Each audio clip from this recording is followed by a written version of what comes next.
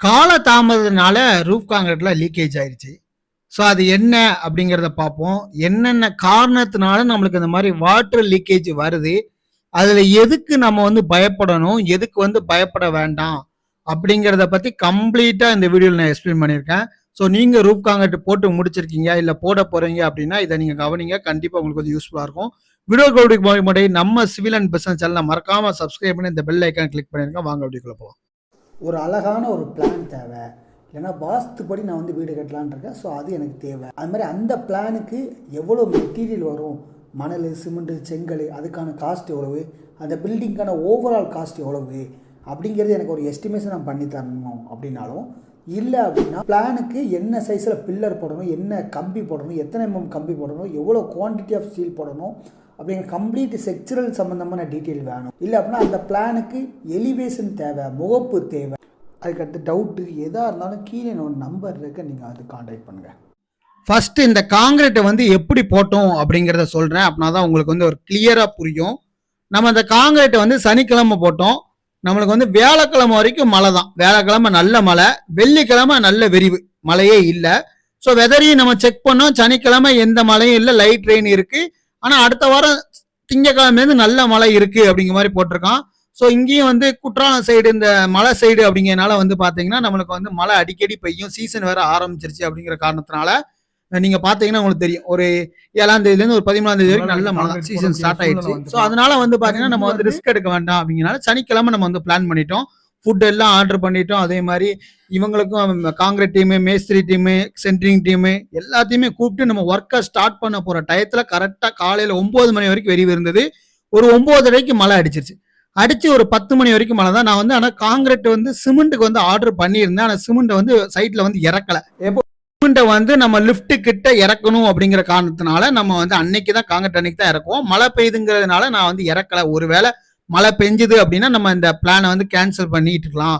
So அவங்களுக்கு என்ன வேஜஸோ அதை நம்ம பண்ணிக்கலாம் அப்படிங்கிற எண்ணம்.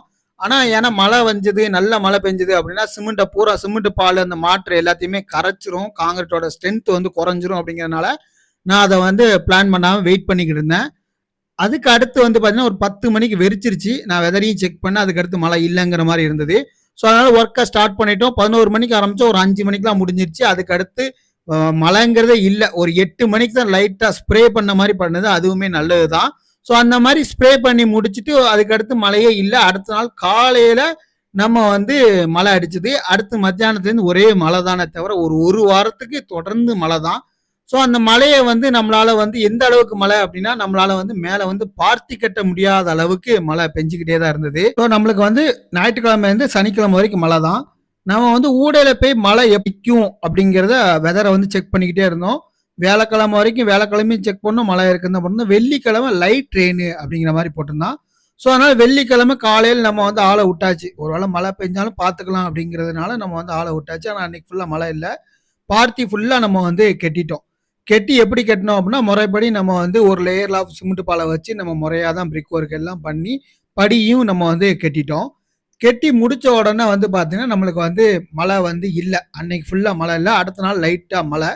சரிங்களா? ஸோ அது வந்து பிரச்சனை இல்லை. அது மாதிரி நம்ம வந்து க்யூரிங்குமே நம்ம பண்ணாமல் இல்லை. மழை ஒருவேளை ஒரு சில நேரங்களில் மழை இல்லாட்டாலுமே கிளைண்ட் வந்து நல்ல நம்மளுக்கு வந்து மேலே வந்து நினச்சி விட்டாங்க. லைட்டாக காய விடாத அளவுக்கு நம்மளுக்கு வந்து க்யூரிங் பண்ணிக்கிட்டே தான் இருந்தாங்க. ஸோ அதனால க்யூரிங்க்கு எந்த பாதிப்பும் இல்லை.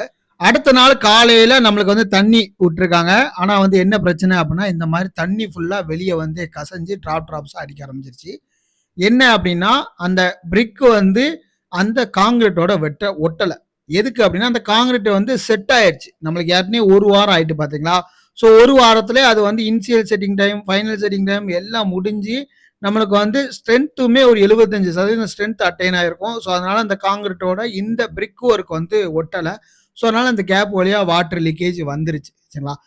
அதுக்கு தான் நம்ம வந்து பார்ட்டி வந்து அடுத்த நாளே கெட்டுறோம். நம்ம அதை ட்ரை பண்ணோம். பட் ஆனால் மழைனால நம்மளுக்கு அதை கெட்ட முடியாத பாசிபிள்னால அது வந்து ரெண்டுமே நம்மளுக்கு வந்து கேப்பும் விழுந்து அந்த கேப் வழியாக வாட்டர் லீக்கேஜ் வந்து இதனால என்ன பிரச்சனை அப்படின்னு கேட்டீங்கன்னா எந்த பிரச்சனையும் கிடையாது. நமக்கு இதுல ஒரு நன்மை தான் அமைஞ்சு. அது என்ன நன்மை அப்படின்னா நம்மளுக்கு அந்த மேல உள்ள வாட்ரு வந்து எல்லாமே அந்த பீம்ல பூரா கியூரிங் ஆயிட்டு நம்ம எல்லாமே ப்ரொசீஜர் படி ஃப்ரேம்டு ஸ்ட்ரக்சர் டிசைன் பண்ணி இல்ல பேஸ்மெண்ட்ல ஒரு பீமு, பிளிந்த்ல ஒரு பீமு, லிண்டல்ல ஒரு பீமு, ரூஃப் பீலையும் ஒரு பீமை போட்டுருவோம். பீம் வந்து 1 அடி பீம், 1.5 அடி பீம், 1.25 அடி பீம், அந்த மாதிரி டிசைனை பொறுத்து ராடு எல்லாமே நம்மளுக்கு 16 mm 12 mm அந்த மாதிரி நம்மளுக்கு வந்து கொடுத்துருப்போம்.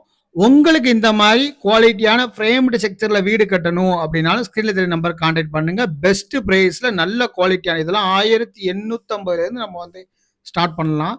ஸோ அது ஒவ்வொரு பிளானை பொறுத்து டிசைனை பொறுத்து மாறுபடும். இல்லை அப்படின்னா எனக்கு பிளான் வாஸ்து பிளான் வேணும், இல்லை அப்படின்னா எனக்கு வந்து செக்சுரல் டிசைன் இந்த மாதிரி காலம் என்ன சைஸில் போடணும், பில்லர் என்ன சைஸில், beam roof beam plinth beam என்ன ராடு போடணும், அந்த மாதிரி டிசைன் பண்ணி தாங்க, இல்லை எலிவேஷன் போட்டு தாங்க, எதா இருந்தாலுமே ஸ்கிரீன்ல தெரிய நம்பர் கான்டாக்ட் பண்ணுங்க. உங்களுக்கு நாங்கள் வந்து சப்போர்ட் பண்ண ரெடியாக இருக்கோம். அது மாதிரி இன்னொரு பிரச்சனை என்ன அப்படின்னா, அந்த தண்ணினால ரோட்ல ஃபுல்லாக நம்மளுக்கு வந்து தண்ணி வந்து கசஞ்சி பூரா வெளியே போக ஆரம்பிச்சிருச்சு. ஸோ அதுவுமே ரோட்ல வந்து எதுவும் சொன்னாங்கன்னா அதுவுமே பிரச்சனை தான். மற்றபடி வந்து நம்ம பில்டிங்க்கு இந்த லீக்கேஜ்னால எந்த பிரச்சனையும் கிடையாது. இந்த மாதிரி சன்சைடில் ஈரப்பதம் இருந்தாலும் சரி, வாலில் ஈரப்பதம் இருந்தாலும் சரி, இது பூரா நம்மளுக்கு இந்த மாதிரி ரூப் பீமில் வந்து ஈரப்பதம் இருந்தாலும் சரி, அதெல்லாம் நன்மை தானே தவிர நம்ம இந்த காலம் எல்லாமே காங்கிரீட் போட்டு 1 மாதம் கூட ஆகலை, அந்த லிண்டலுக்கு மேலே உள்ள காலம்லாம். ஸோ அதுவுமே நம்மளுக்கு ஆட்டோமேட்டிக்காக நம்மளுக்கு வந்து க்யூரிங் நடந்துக்கிட்டே இருக்கு. ஸோ இதனால நம்மளுக்கு வந்து பெஸ்ட்டு தானே. ஒரு 28 நாள் வரைக்கும் காங்கிரீட்டில் வந்து க்யூரிங் நடந்துக்கிட்டே இருந்ததுன்னா நம்மளுக்கு அதோட ஸ்ட்ரென்த் வந்து மேக்சிமம் ஸ்ட்ரென்த் வந்து அட்டைன் பண்ணுமே தவிர அதனால எந்த பாதிப்பும் கிடையாது. எந்த பயமும் பயப்பட வேண்டாம்.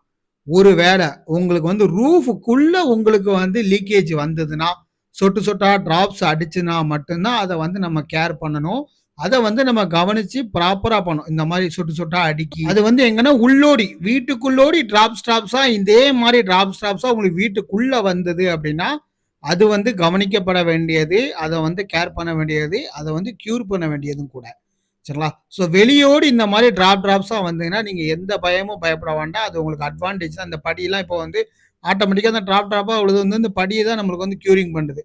இந்த படியில் உள்ள பிரிக்காக இருக்கட்டும், அந்த கீழே உள்ள காங்கிரீட்டாக இருக்கட்டும், எல்லாமே அதை வந்து க்யூரிங் பண்ணிக்கிட்டே இருக்குது.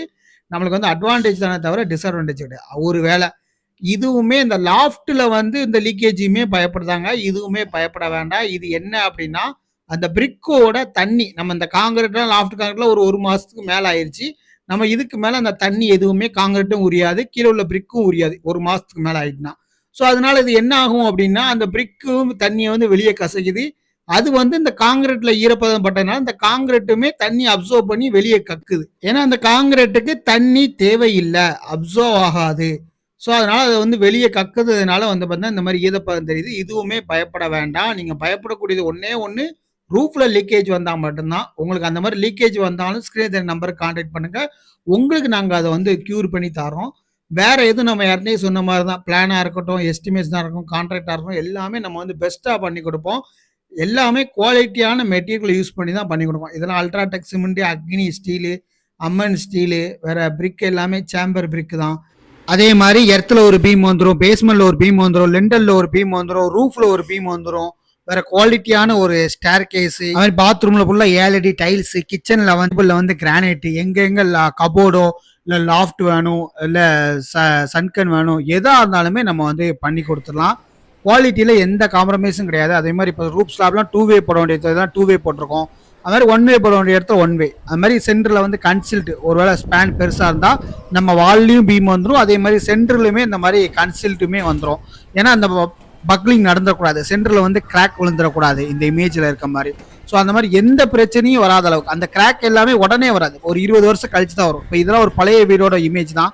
அது நீங்கள் பார்த்தீங்கன்னா உங்களுக்கு தெரியும், சென்டரில் இந்த மாதிரி வெடிப்பு வந்துருக்கலாம், அந்த மாதிரி வராது. குவாலிட்டியான வீடுக்கு ஸ்க்ரீனில் உள்ள நம்பருக்கு கான்டாக்ட் பண்ணுங்கள்.